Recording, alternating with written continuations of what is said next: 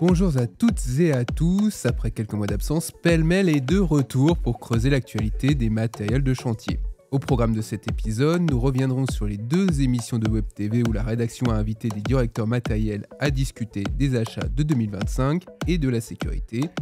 Nous ferons ensuite un saut au pôle judiciaire de la gendarmerie nationale pour le premier séminaire consacré au vol de matériel. Nous prendrons un avion pour l'Allemagne, où Liebherr fêtait ses 75 ans, l'occasion pour le fabricant de rappeler sa stratégie pour les années à venir. Enfin, les Grands Prix matériels de chantier de France et DLR sont de retour pour une nouvelle édition avec un changement important de règlement. Alors, calez-vous dans vos sièges, attachez vos ceintures, c'est l'heure du chantier. Chantier de France présente Pêle-mêle, le podcast de la filière matériel de TP, animé par Jean-Noël Onfield et Mathieu Dejeu. Au moment où cette émission sera diffusée, le numéro de novembre du magazine sera sorti, avec notamment au sommaire les articles tirés des 2 émissions de Web TV, la réunion de Chantier de France. En octobre, la rédaction recevait en plateau 4 directeurs matériels pour débattre de leurs investissements en 2025 et de la prévention des accidents. Jean-Noël, tu as travaillé sur l'article consacré aux stratégies d'acquisition. À quoi peut-on s'attendre pour 2025 ? Eh bien, 2025 s'annonce pleine de surprises, c'est évident. On avait en plateau pour cette première table ronde 2 directeurs de matériel, puisque c'est leur moment en fin d'année où ils prennent leurs décisions que nous les interrogeons. Un major, Vinci Construction France, et un beau régional sur un métier porteur à l'heure actuelle, les réseaux. Les réseaux, donc une PME locale qui a évidemment, elle, sa propre stratégie, son propre renouvellement de matériel. Et ce qui est intéressant de voir, c'est que ni l'un ni l'autre ne sont évidemment à l'arrêt. Ce sont des entreprises qui doivent, à l'instar de toutes les entreprises de travaux publics, poursuivre le renouvellement de leur parc, à défaut d'être en expansion. Soyons quand même réalistes. Mais il y a de toute façon des affaires à faire pour les fournisseurs de matériel, puisqu'il faut, quoi qu'il en soit, et quoi qu'il en coûte, renouveler régulièrement le parc pour ne pas avoir un outil de travail obsolète. Tu peux rappeler le nom du régional, je crois que... C'était Nord-Est Canalisation TP, donc implanté à Reims et qui évolue dans un grand quart est de la France. Alors, est-ce que tu vois des dynamiques différentes entre un très gros groupe comme Vinci Construction France et cet acteur plus modeste? On ne va pas tomber dans la caricature, mais à un côté, tu as un paquebot avec son inertie, sa puissance de frappe, j'ai envie de dire, mais également tous les rendez-vous qu'ils doivent honorer sur notamment leur feuille de décarbonation. De l'autre, tu as une belle PME qui a une taille suffisante pour pouvoir mener des projets. D'ailleurs, elle a engagé un projet de décarbonation de son parc, mais également qui garde toute la souplesse et toutes les réactivités de circuits courts et de capacité d'investir rapide. Et du coup, est-ce qu'ils comptent investir plus ou moins que ce qu'ils avaient prévu en 2024 ou 2023 ? Ils sont à peu près dans les mêmes enveloppes budgétaires. Ce qui est intéressant, c'est plutôt le fléchage qu'ils vont y donner l'année prochaine, puisque, comme le dit Didier Thévenard, à un moment donné, il faut arrêter de se poser des questions pour trouver toutes les bonnes raisons de ne pas investir dans des matériels décarbonés. On raisonne par l'usage, on regarde ce qu'il faut faire, dans quelles conditions, et à partir de là, on détermine le choix du matériel. C'est beaucoup plus pragmatique et c'est beaucoup plus malin. Et du coup, est-ce que le matériel d'occasion ou des rétrofits, c'est des choses qu'ils envisagent avec ces nouveaux objectifs environnementaux ? Alors, on voit que tous se dirigent vers une nouvelle complexité, puisque au-delà des nouvelles énergies, des nouvelles motorisations, ils intègrent progressivement de nouveaux canaux.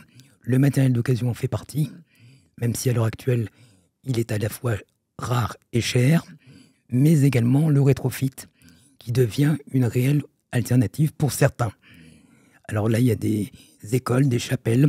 Certains en sont convaincus que c'est une bonne solution, d'autres ne veulent pas en entendre parler, d'autres attendent des solutions sur étagère, sorties d'usine, sans intervention au-delà de la porte de l'usine. Et la location, est-ce que c'est un sujet qu'ils ont un petit peu évoqué ou... La location, alors on n'en a pas trop parlé parce que c'était pas trop le sujet, on est là sur de l'investissement, mais ça reste la variable d'ajustement à la hausse comme à la baisse. Donc elle a toute sa raison d'être. Et dans cette économie circulaire, économie de la fonctionnalité, on voit qu'elle continue de grignoter progressivement des parts de marché sur l'investissement. Toi, tu as suivi la deuxième, même si tu as pu assister aux deux. Qu'est-ce que tu as retenu de la première table ronde ? Alors, de la première table ronde, je dirais que c'était, avant tout, c'était la déclaration d'intention de Didier Thévenard qui était assez marquante. Il y avait cette volonté de... il y avait surtout ce point qui disait qu'il ne trouvait pas ce qu'il cherchait. C'est un discours qui revient souvent au cours des tables rondes, des différentes émissions qu'on a organisées au cours de ces 2 dernières années. C'est souvent des directeurs matériels, alors, surtout dans les grands groupes, hein, on va pas, c'est surtout eux qui se sont fixés des objectifs carbone et qui cherchent. C'est qu'ils ne trouvent pas ce qu'ils cherchent sur le marché. Alors après, est-ce que c'est une déclaration d'intention qui a trait à la communication du groupe, dire qu'on ne trouve pas, mais ce qu'on cherche vraiment, c'est un peu la question. Alors... Mais tout du moins, voilà, on sent qu'il y a une attente, ils ont une attente vis-à-vis du marché, mais qui pour le moment ne reçoit pas de réponse. On en reparlera un petit peu pour la table ronde sécurité, mais tout en étant bien conscient que les développements industriels prennent du temps. C'est ce que Didier a souligné, d'autant plus que quand on fait le rétro-planning, ils sont tous partis entre 2017 à peu près et 2018. Ça a été un petit peu figé avec le Covid. Les travaux de recherche de développement, de mise sur le marché sont relancés à partir de 2022 à peu près. Donc on est là un petit peu au milieu du gué par rapport au calendrier des constructeurs. Donc c'est cette année 2025 qu'on va voir les premiers développements de réelles nouvelles technologies réellement disponibles et commercialisables. Tout ce qu'on a vu depuis, c'est du proto, c'est de la pré-série. Je parle dans des matériels... Oui, d'une certaine taille. Oui, dans le compact et dans le léger, on sait que c'est disponible. Mais sur des matériels au-delà de 15 tonnes, on voit que c'était de toute façon le deuxième rideau que les constructeurs devaient faire tomber. Et les rendez-vous, c'est à partir de 2025. Donc, c'est à partir de l'année prochaine. Et notamment en Alabama, qu'on devrait voir maintenant des choses tout à fait disponibles et commercialisables en l'état. Non, tout à fait, c'est sûr qu'il y a cette attente qu'on entend constamment et il va falloir voir si tout ça se concrétise à la BOMA. Ça va être assez excitant de voir ça. On y sera en 2025 pour essayer de capter un petit peu ces grands mouvements de la part des différents constructeurs du secteur. Est-ce que toi, tu n'as pas l'impression qu'ils ont reporté leur intention et leurs priorités sur les enjeux de sécurité, d'ergonomie et d'agrément au travail? Alors, ouais, ça, c'était l'objet de la deuxième table ronde de notre deuxième émission de Web TV. Celle-ci était consacrée à la place du matériel dans la prévention, avec 3 directeurs matériels, Pascal Réma, directeur matériel de Bouessard, Raphaël Boza, directeur matériel de Razelbeck, et Didier Thévenard qui faisait un deuxième tour, toujours directeur matériel de Vinci Construction France. Est-ce que j'ai cette impression-là ? J'ai pas l'impression que ça. Je pense que c'est une question qui a toujours été présente. Hein. On va pas au sein du BTP, ça a toujours été une profession dangereuse et qui a toujours cherché à s'améliorer. Il faut savoir que peut-être ils ont peut-être mis de ce qui ressortait des discussions, c'est qu'ils ont peut-être mis un peu plus la pression sur les constructeurs au cours des 10 dernières années. Sur ces questions de sécurité. D'ailleurs, on l'a vu dans l'amélioration de la forme au cours des 5-6 dernières années. On a vu des nouvelles cabines sortir avec des parois vitrées plus importantes. On a vu des pièces, des composants plus faciles d'accès. On a vu des échelles sortir. On a vu toute une série d'améliorations dans l'ergonomie des machines qui, pour les principaux constructeurs, qu'on ne peut pas nier, et donc qui a été salué d'ailleurs par ces trois intervenants. Et même Didier Thévenard a reconnu les efforts accomplis par les constructeurs, notamment dans le domaine de l'accessibilité, ce qui est quand même à souligner. Ouais, tu trouves qu'il a la dent dure d'habitude? Non, parce que ça faisait partie vraiment de ses sujets favoris. Et donc, régulièrement, autant qu'il pouvait, il repassait le message aux constructeurs, leur demandant de faire des choses plus ergonomiques et beaucoup plus pratiques pour les opérateurs qui peuvent avoir à monter des dizaines de fois dans la journée dans leur cabine. Donc, c'est vrai que c'est du sens pratique, mais au quotidien, c'est essentiel pour les entreprises et pour les personnels. Non, tout à fait. C'est ce qui ressortait, c'est qu'il y avait un vrai mouvement. Mais le deuxième point qui était mis en avant, c'était que une forme de désarroi, puisqu'ils n'arrivent pas à réduire encore plus, à abolir les derniers pourcents d'accidents qui sont encore liés à leur machine, et cette impression qu'ils ne trouvent pas vraiment quel facteur pourrait contribuer à baisser encore ces niveaux d'accidents. Il y a un petit peu le facteur humain, c'est évident, oui, mais il y a encore effectivement des petits points de détail à régler. Je pense notamment à la ceinture de sécurité, par exemple. Oui, il y a un petit débat sur la ceinture de sécurité. Pascal Réma trouvait qu'elle était très mal placée au sein des tombereaux. Enfin, tout de même, non, qu'il n'y avait pas de réglage possible de la hauteur de ceinture sur les tombereaux Volvo.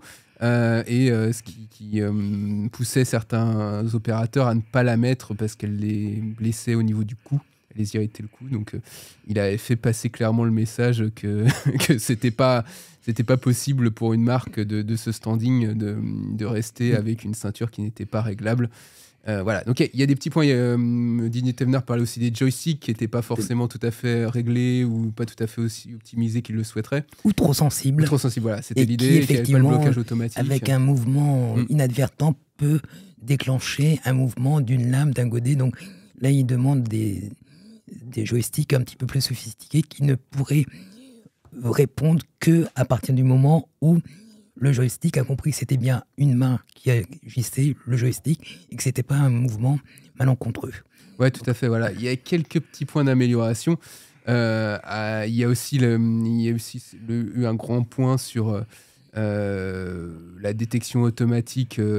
C'est finalement le nouveau. C'est là où on a vu le plus gros enthousiasme de leur part. C'est l'arrivée de dispositifs de détection fondés sur l'intelligence artificielle. Qui déterminerait si c'est des humains ou pas, et où les constructeurs asserviraient leur machine à ces systèmes pour qu'elles s'arrêtent automatiquement. Et là, on a vu un grand enthousiasme, notamment pour un point auquel on n'aurait pas pensé, mais qui était... ils ont salué que les constructeurs prennent leurs responsabilités et acceptent d'asservir leur machine à ces dispositifs. Et ce qui n'était pas le cas avant, et ce qui était regretté par nos intervenants.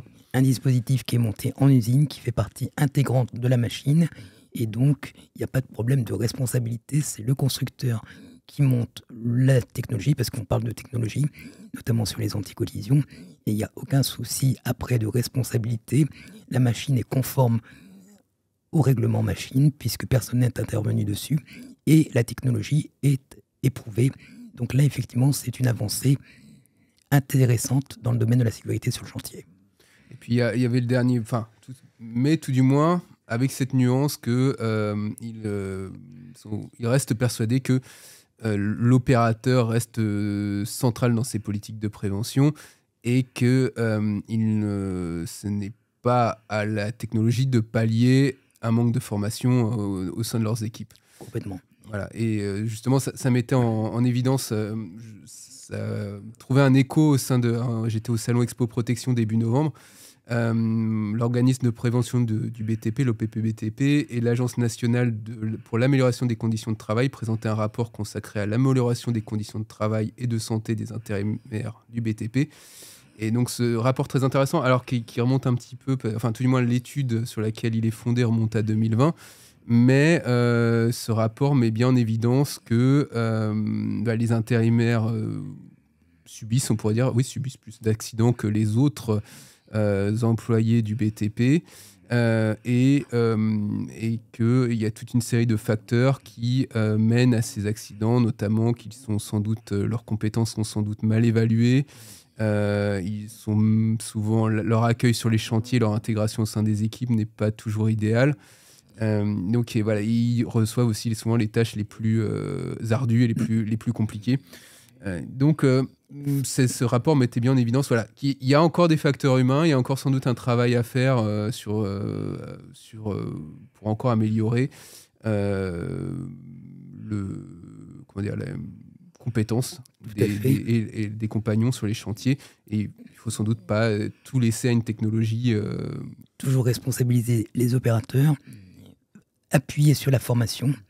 Et à ce titre-là, l'initiative prise par Bwesa, qui a sorti un de ses opérateurs pour en faire le référent et qui fait de la formation à longueur d'année dans l'entreprise, je trouve ça très intéressant parce que Bwesa est une belle PME, mais ce n'est pas non plus une multinationale. Donc, avoir la volonté de dédier une personne à la formation interne pour les opérateurs de matériel, c'est à souligner. Oui, tout à fait. Donc, c'est à écouter. Voilà, il y a pas mal de pistes et de nuances dans cette discussion. Donc, on peut retrouver ces deux émissions de Web TV sur notre chaîne YouTube, si vous avez l'occasion si vous voulez en savoir un peu plus sur ces deux sujets. Alors, nous allons passer à une autre grande préoccupation pour des exploitants, c'est-à-dire le vol de matériel. Avec un événement marquant. Début octobre, Jean-Noël, tu as assisté au premier séminaire Alto-Vol organisé par la Gendarmerie nationale et la Fédération des matériels DLR. Est-ce que tu peux nous en dire un peu plus ? Alors effectivement, c'était un grand événement qui était attendu et qui faisait suite à peu près à 18 mois de travail, d'abord de rapprochement, d'échange et de collaboration entre la Fédération du matériel DLR, la Gendarmerie nationale et la Police nationale. Ça fait quelques années que les vols de matériel subissent une recrudescence quasiment incontrôlée. Et donc, la fédération s'est emparée du sujet, a remis un petit peu les choses à plat pour voir comment elle pouvait être efficace et pertinente vis-à-vis de ses adhérents. Il y a eu un travail de fond qui a été mené notamment par Joël Fouchard, puisque c'est lui qui pilote un petit peu le projet ODLR. Et il s'est avéré que il y avait en face des gens pleins de bonne volonté, pas forcément très disponibles parce qu'il y a d'autres priorités, mais qui ignoraient complètement le sujet, qui avaient du mal à appréhender un matériel et qui ne savaient pas du tout comment gérer une identification de ce matériel. Donc, les deux parties ont convenu de travailler ensemble pour apprendre l'une de l'autre et être beaucoup plus efficace, savoir déclarer un matériel volé, savoir dans quelles circonstances il fallait être justement réactif parce que les modus operandi sont toujours un petit peu les mêmes. Les exploitants sont vigilants, donc peuvent de temps en temps prévenir avant même que le délit ait lieu, mais là on sent que les deux parties ont la volonté de travailler. C'est un gros enjeu pour l'ensemble de la filière matérielle, pour les loueurs en particulier. Et quand l'ERA, qui est l'Association européenne des loueurs, estime le montant du préjudice à l'échelle européenne à 1,5 milliard d'euros, on comprend qu'on ne peut pas rester sans rien faire. Et quelles sont les pistes qu'ont avancé la gendarmerie ? Parce que du coup, là, on comprend que DLR est très actif sur la question. En face, au cours de ce séminaire, parce que finalement, la gendarmerie, c'est des gens qu'on n'entend jamais ou très très peu. Là, tu as eu l'occasion d'avoir des gendarmes en face de toi.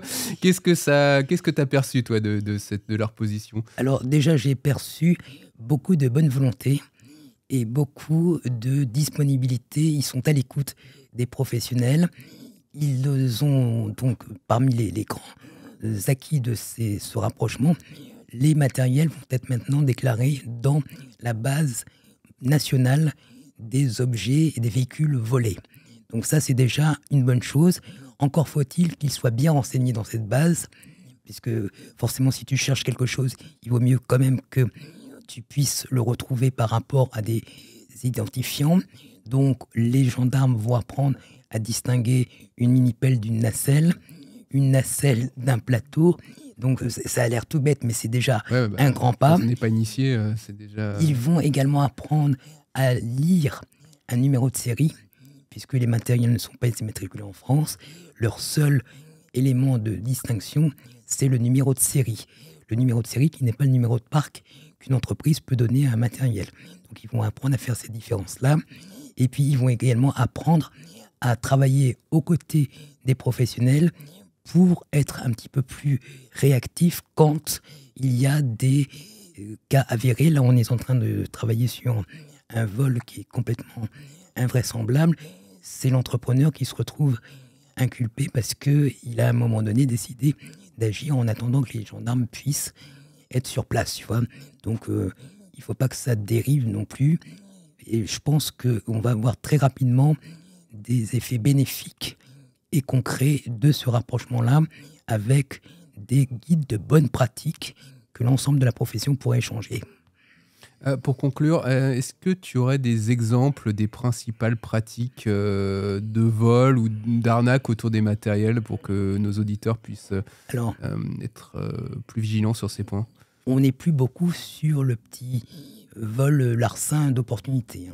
On est maintenant face à des filières criminelles, c'est le terme qui a été employé, très organisées. Donc c'est mafieux, c'est international, ça produit des faux documents, ça crée des fausses sociétés, c'est très très complexe, d'où l'intérêt de travailler aux côtés de la gendarmerie, parce qu'on n'est plus sur le simple flagrant délit, il faut quand même mener en amont des enquêtes pour essayer de remonter à la tête de ces réseaux. C'est très attractif, les biens ont une grande valeur, les risques sont quasiment nuls. On risque pas grand-chose à voler du matériel. Donc, ça explique l'intérêt de ces filières-là pour ces matériels-là. On sait que demain, il y aura la reconstruction du Rhin qui va être un aspirateur à matériel. Donc, c'est maintenant qu'il faut agir. Parfait. Alors, du côté des fabricants, le gros événement concernait Liebherr. Le constructeur allemand a fêté ses 75 ans fin octobre. Là encore, Jean-Noël, tu étais du voyage. Tu es allé jusqu'à Kirchendorf an der Hiller, le berceau du groupe pour cet anniversaire. Tu as vu d'ailleurs une belle cabane, si je m'abuse. Quelle impression t'ont laissé ce voyage ? Alors déjà, je vois que tu révises son allemand pour la prochaine Bauma. Ouais, c'est très bien. C'est très bien. Continue. Oui, donc on était sur les traces un petit peu de la saga Liebherr. 75 ans dans l'industrie des matériels, avec le nom qui est toujours là, ça se remarque. Ils ne sont pas si nombreux que ça. Caterpillar, c'est 100 ans. Merlot, c'est 60 ans cette année. Donc, on voit bien que s'il se passait à l'époque des choses autour du matériel, ce qui est intéressant chez Liebherr, c'est de voir que si le groupe a explosé, puisqu'aujourd'hui, c'est 15 milliards d'euros de chiffre d'affaires, c'est un groupe international très diversifié, il y a quelques fondamentaux qui n'ont jamais changé. C'est toujours un groupe intégré, familial, qui a la volonté de maîtriser autant que faire se peut tout ce qu'il peut maîtriser. Donc à l'heure où on est un petit peu sur l'open innovation, sur les collaborations, eux regardent d'abord ce qu'ils peuvent faire en interne par eux-mêmes avant d'aller s'ouvrir à des collaborateurs extérieurs. Ce qui est sûr, c'est que c'est un groupe qui se réinvente, entre guillemets, avec une certaine facilité. Ils ont, alors de temps en temps, les planètes sont bien alignées, mais cette année, ils ont empoché une commande record de 2,5 milliards de la part d'un minier australien. Donc pour fêter un anniversaire, c'est pas mal. Est-ce que tu peux nous resituer les grandes activités de Liebherr au sein des matériels ? Quelle est leur offre ? Leur offre, elle est très segmentée, avec un cœur important qui reste le matériel de terrassement. C'est l'origine du groupe. Alors non, l'origine du groupe, c'est la grue. Donc le levage est toujours prépondérant. Levage sous toutes ses formes. Liebherr est un acteur majeur sur le plan international du levage. En particulier sur les automotrices, mais également sur les grues à tour. C'est un deuxième pôle terrassement qui est très important, avec des pelles, des chargeuses, des bouteurs, des articulés. C'est ce qu'on voit le plus, nous, en France, parce que forcément le marché est totalement en adéquation avec cette typologie de matériel. C'est également un pôle de levage maritime et industriel. c'est un pôle béton, c'est un pôle fondation spéciale, mais au-delà de nos métiers, c'est aussi un pôle aérospatial qui est important avec une collaboration pour Airbus. C'est également un acteur majeur dans le blanc. Donc beaucoup de marques font appel à Liebherr pour fournir des réfrigérateurs, des congélateurs, des caves à vin et autres matériels blancs. Et c'est enfin un petit pôle d'hôtellerie, donc un groupe multimétier international et qui passe comme ça à travers les conjonctures de chaque secteur et de chaque marché. Ouais, là en venant stabiliser l'autre quand un secteur connaît une crise. Tu évoquais cette volonté de tout garder en interne, de garder un contrôle sur toutes les politiques de développement. Même pour le numérique et même pour les motorisations, parce que c'est les deux grands, on va dire, les deux grands mouvements, deux grandes dynamiques actuelles. Et c'est là où on aurait pu s'attendre à ce que justement ils ouvrent les portes. Alors ils ont entrouvert, mais un petit peu, mais de la même manière qu'ils font toute leur instrumentation, il n'y en a pas beaucoup qui continuent à fabriquer leur instrumentation. Ils considèrent que ça fait partie de leur d'abord savoir-faire, ça fait partie des éléments critiques d'une machine, tout ce qui est électronique, informatique. Et donc, jusqu'à présent, ils continuent à développer leur propre technologie et leur propre motorisation. Ils font appel de temps en temps pour des puissances et des typologies de moteurs à d'autres fournisseurs, mais la majorité reste de la fabrication maison. Et quels étaient les grands messages ? Parce qu'on se doute que ce genre d'anniversaire public est l'occasion de faire passer un ou deux grands messages, ou du moins d'affirmer certaines grandes stratégies. Toi, qu'est-ce que tu as pu relever au cours de cet événement ? Alors, le message était assez subliminal. Il fallait comprendre que ça fait 75 ans qu'on a mis en œuvre une stratégie, qu'elle fonctionne plutôt bien, donc on continue sur la même stratégie, tout en étant quand même très en veille sur l'évolution du monde, parce que forcément, on voit que les marchés sont en train de se redessiner, on voit de nouveaux concurrents qui arrivent, donc là, Liebherr est tout à fait vigilant, et donc ils sont en train de repositionner un petit peu la valeur de leurs produits par rapport à la nouvelle réalité du marché. Notamment, je crois qu'il y avait une chargeuse à hydrogène, non, parmi les... Alors, je te vois là bien informé. Alors, sachant que là, on est, tu vois, pour reboucler avec les directeurs matériels, on est sur un prototype. Mmh. Donc, ils l'ont dévoilé à cette occasion, ce qui est tout à fait normal. Par contre, on n'a pas eu le droit d'ouvrir les capots. Donc, on ne peut pas en dire beaucoup. Mais je pense qu'on aura beaucoup plus de détails à la Bauma. On la reverra sur le stand de Liebherr à la Bauma avec beaucoup plus de détails. Donc tu penses qu'on l'aura pas au Grand Prix matériel ? Alors, je te vois arriver. Jusque-là, on n'aurait peut-être pas pu la voir, mais pour cette nouvelle édition, donc la 7e édition des Grands Prix matériels... Rappelons que ces Grands Prix sont organisés par notre rédaction, Chantier de France. Absolument. Et DLR, la Fédération des matériels de chantier. Complètement. Voilà. Puisqu'on s'insère dans le congrès annuel de la Fédération et que nous dévoilons maintenant le palmarès à l'issue de la première journée du congrès. Nous avions un petit plafond de verre sur ces Grands Prix matériels. C'était de réserver les dossiers matériels aux seuls exposants du congrès. Alors, le congrès fonctionne très très bien. Les exposants répondent toujours présents et font le plein du plateau qui leur est proposé, mais tous les constructeurs ne peuvent pas être présents. Donc, pourquoi ils ne peuvent pas tous être présents ? Parce que c'est un congrès qui a lieu donc, tous les ans dans un parc de congrès, donc forcément le plateau est limité par sa taille et on ne peut pas faire rentrer tous ceux qui aimeraient venir. C'est un quota qui est limité. Puis, rappelons que DLR est une fédération qui s'adresse avant tout... Ah oui, il y a les distributeurs aussi, mais c'est un salon qui touche surtout aux loueurs. Qui au fil des ans, c'est un petit peu recentré sur le matériel pour les loueurs qui sont effectivement, qui viennent en délégation, qui sont plus nombreux. Donc forcément, l'offre exposant reflétait un petit peu la présence de nombreux loueurs dans les congressistes pendant les 2 jours. Mais ce qui est sûr, c'est que, vu la notoriété maintenant des grands prix matériels et la qualité des dossiers, on a considéré que c'était un petit peu pénalisant de ne pas avoir l'offre exhaustive des marques et des innovations. Donc, nous avons décidé, avec DLR de concert, d'ouvrir à toutes les marques les catégories matérielles.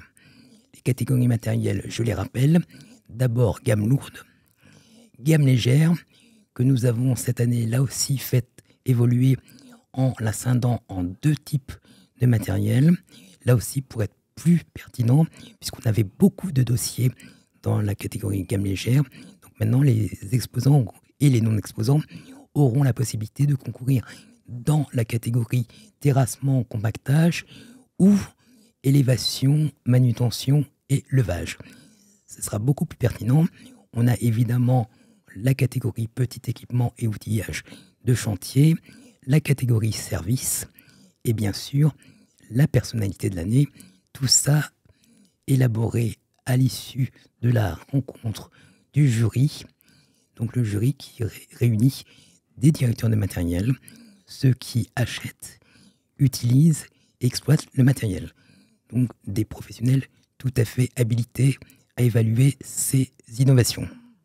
Alors on va rappeler un peu le processus de sélection qui débouche sur la remise de ces prix. Là, si je me souviens bien, le dépôt des dossiers est ouvert. Tout à fait. Pour tout le monde, exposants au DLR comme non exposants, ils ont la possibilité de déposer des dossiers. Ces dossiers vont être proposés au jury. Les membres du jury vont les évaluer avant notre réunion. On refait lors d'une journée à Paris le tour de tous les dossiers que l'on note. Et une fois que nous avons les notes et le palmarès, on met tout ça sous scellé pour garder la primeur du palmarès pendant le congrès du DLR. Congrès du DLR qui aura lieu fin mars. Tout à fait. Pour candidater, à qui on doit s'adresser ? On s'adresse à Chantier de France, mais je pense que déjà les emailings sont partis. Donc, bon nombre de constructeurs et de prestataires ont reçu des propositions pour remplir leur dossier et les soumettre. Alors, petite dernière précision, donc le dépôt de dossier n'est pas payant pour les exposants. Par Absolument. contre, pour ceux qui ne sont pas exposants, il y aura un droit d'entrée à acquitter. Il faut bien que les exposants DLR gardent un avantage. Ils ont toujours joué le jeu, donc eux ne sont pas soumis au paiement du dossier. Les autres, c'est insignifiant compte tenu de retombées que les grands prix matériels peuvent leur apporter. Ce qui est important aussi, c'est de remplir les dossiers avec un homme ou une femme technique. On voit que les membres du jury sont très sensibles quand le dossier est bien renseigné et que techniquement, il est précis.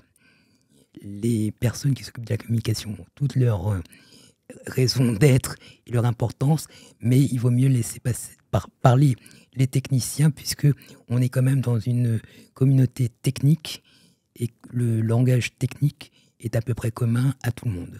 C'est certain que les directeurs matériels attendent des réponses précises à leurs questions. Absolument. Bon, écoute, Jean-Noël, c'est parfait. On arrive à la conclusion de ce 3e épisode de Pêle-mêle. Nous reviendrons sans doute avant la fin de l'année avec un épisode bilan où on reviendra sur les principaux événements marquants de l'année en matière de matériel, ce qui nous a séduit parmi les différents articles et reportages que nous avons pu réaliser. En attendant, merci d'avoir suivi cette émission et à très bientôt. Oui. Ne traîne pas, tu as ton cours d'allemand qui t'attend. Oui, je file tout de suite. La Beaumas se prépare déjà. À très bientôt. Merci Mathieu. Vous venez d'écouter Pêle-mêle, le podcast de la rédaction de Chantier de France. Retrouvez toute l'info de la filière matérielle dans le magazine, le site et sur LinkedIn.